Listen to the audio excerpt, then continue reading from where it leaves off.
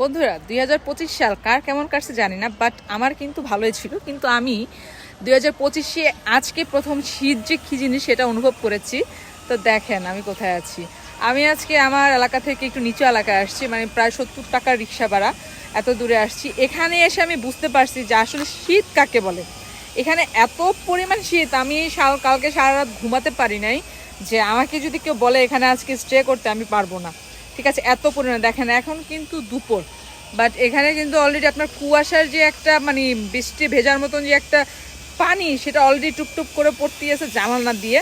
তো দেখেন মানে আপনি যাই বলেন, শীতটা ভালো লাগতেছে, জায়গাটাও উপভোগ করতে পারতেছি, একটা নতুন একটা ফিলিংস পাইলাম আর কি।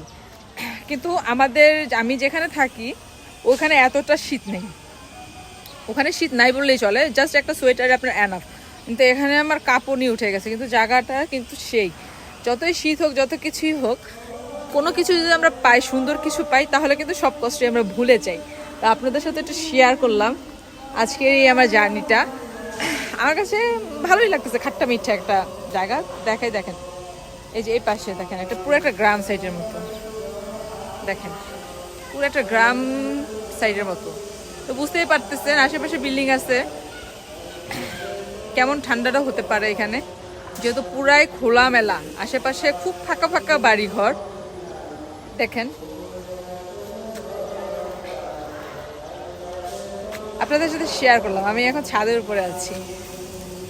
তো আশা করি আপনাদের অনেক ভালো লাগছে। আর হ্যাঁ, নতুন বছরে কাউকে কথা দেন না দেন, আমি কাউকে কথা দেই না দেই, আপনাদেরকে কথা দিলাম, আপনাদের পাশে আছি, পাশে থাকবো ইনশাল্লাহ। আশা করি আপনারাও আমার পাশে থাকবেন।